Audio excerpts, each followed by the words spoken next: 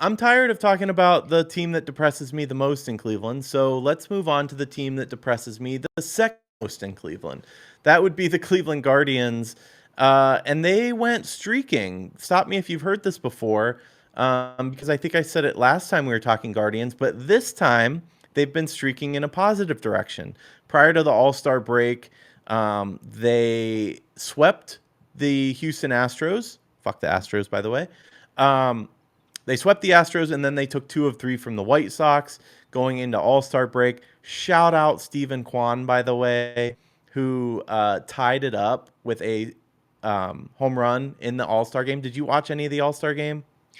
I gonna be honest, I did not tune into it. The All-Star game to me, and I figured we were gonna touch on it on the show, any of the All-Star games, the Pro Bowl, NBA, NFL, definitely not NHL. I don't pay attention to the NHL as it is. None of it really does anything for me. I like watching the home run derby when there's players I care about it in, and there wasn't anyone that was like making me feel like I wanted to watch it this year. So Yeah. it was a pay attention on X, watch the highlights after type of moment for me. I know Quan got a hit that was pretty important in the All Star game, but other than that, I mean, Jose didn't even play in the game, even though he was voted as a starter. So, Not just a hit though. He hit a home run to tie it up to force a swing off. That's pretty cool. Go on. no, you're good. I was just say that oh, I completely lost what I was going to say. Oh, hear me out. If you're a fan of the show, stop me. You take all the All-Star guys and you throw them in a house on the beach somewhere and you film it all. I'm just kidding because we've been over that before. That was Love like Island. That was one of Eric's original takes before we, I think, even went by the name Fully Is at the office. I think that was way back when. Like John might have been me, John, and Eric might have been coworkers still when he threw that one out there. You might be right about that, but I will maintain to this day, instead of this was in NBA at the time, but instead of an All-Star break, if you took those All-Stars, LeBron, KD, whoever, SGA, I don't know why I was dating myself there, and you threw them Love Island style into a house together, I would watch every single second of that. And you're telling me you wouldn't, Noah?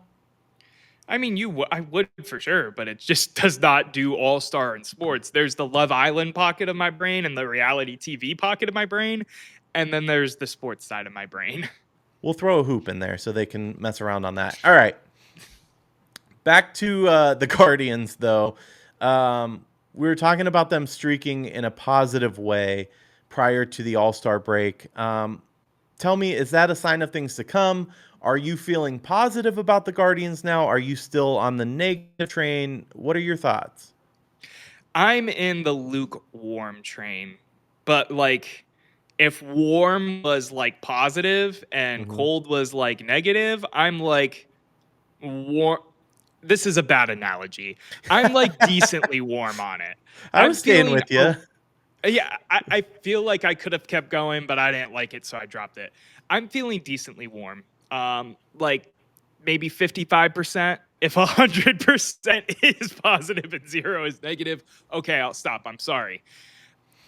I see flashes of greatness with this team, right? You see an Angel Martinez home run streak. You see Jose get uh, AL Player of the Week. You see a lot of good things going on, and you also think about the fact that Shane Bieber is going to be back soon. He did a rehab start, and we're getting closer to having some extra help on the way. We're getting to a point where hopefully CJ Kafis or Chase DeLauder gets called up because that would be awesome. We've only been talking about that since like May at this point, and we're mid July now. All of these pieces, parts to be said, I still don't see it in them like I did last year. And I want to see it in them. I want to care about baseball in August and September and the second half of July and into October and all of the stuff that I got to enjoy being at those games, watching those games on TV last year when we were in the playoffs. I just don't see that same flash. And I don't know if that's because we got rid of Naylor and Jimenez or whatever. So that's why I'm warm, but not super warm. I'm like bathwater. I'm old bathwater with the Cleveland Guardians. What about you, man? Old bathwater. Okay. Yeah, I think I'm a little more on the positive side, believe it or not. I was pretty Debbie Downer prior to their recent success, but it's what I've seen that is making me excited. The youth movement's doing its thing, like you said. Having Bieber back will be huge. Bybee can hold his own. I think Bo is going to adjust better at the plate. I know that sounds crazy, and I know I I give hope you you're right, man. I give you so much shit for being a Bo stan, uh, but I don't know. I just feel like he's going to come into his own in the second half of this season. And correct me if I'm wrong, but don't we have a pretty light schedule ahead? We do, for the most part, from what I can remember off of the Like top of my head, A's, of course. Angels, Yeah, I know when Rockies, we do our maybe. show, they're playing the Twins, and we always typically have the number on the Twins and the whatnot. So yeah, we have some easier games coming up. I feel like we've gone through a lot of the gauntlet so far. It's hard for me to buy in because they have been so flash in the pan and then fizzle out all season. They're kind of gritty at times though, and I appreciate that. I think we talked about that at the very beginning of the season because that disappeared for a minute, but they're pushing back towards 500. I think they can hang around for that wild card fight. If that's the case, listen, now's the time to take a roll of the dice. You got to be active at the trade deadline. So you got to bring a guy in that's going to make a difference and help you make that push. I will say, as much as we give the owners crap, the Dolans, I should say specifically, for being cheap, et cetera, they have gone out and made splashy signings at the trade deadline to try to get a bat in the past when we're pushing for playoff time.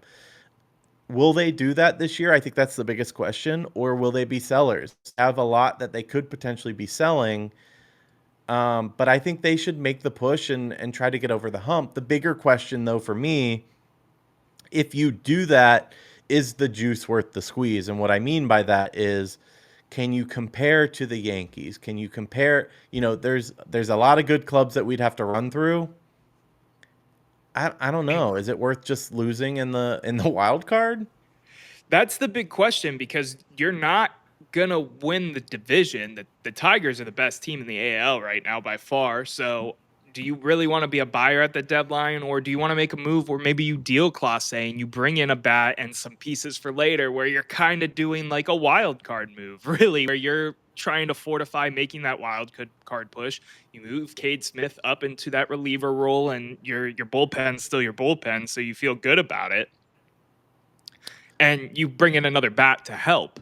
You deal off some of these pieces like a Lane Thomas, like I almost said an Emmanuel Clase again, but a Carlos Santana.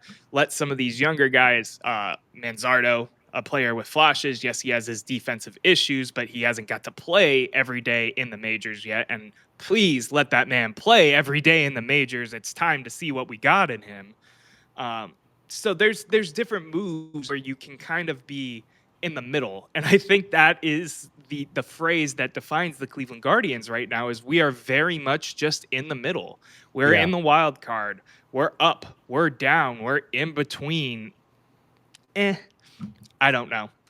Or Do you want to? I know you're talking about making a move. Do you want to see a Class A type of move potentially, like I'm talking about, or do you want to see them just try to sell some of the farm and get another bat and let it ride like we did with Lane Thomas last year?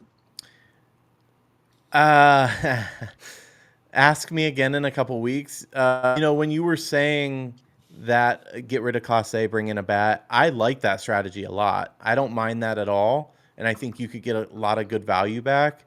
Um, Holding on to him and getting a bat, though, I don't know. I go both ways, honestly.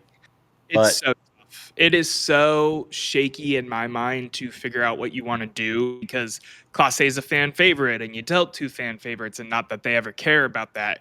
But Class A is also still arguably the best reliever in baseball. So do you really want to get rid of him, or do you want to play that game where you let him go for a year and then he comes right back anyway because you give him some money, even though I don't think his contract works like that? There's so many different stances the team could take. And honestly, in my opinion, I don't think they're going to make a move at all. I think we're just going to stay pat. Maybe the You think move being so? something like moving off of Clase and Lane Thomas, just because they're not in the best interest of some of the young prospects that we have that could be in the majors right now or are in the majors in the case of Kyle Manzardo. But I think they're going to stay put for the most part, which is going to piss off a lot of fans. And we'll have plenty of to talk about at the Hofbrauhaus show, because that is the Yeah, next show after the MLB trade deadline. Wink, wink, nudge, nudge. We definitely did that on purpose. for sure. Uh, so just to summarize, the Guardians are warm bathwater. Warm, no, used bath water is Nope. crazy. Nope. Used bath water, and you forgot to unplug the drain, and then you came back in like 10 minutes later and unplugged the drain. That's what the Used Cleveland bathwater. Guardians are. Now for sale at theofficecle.com.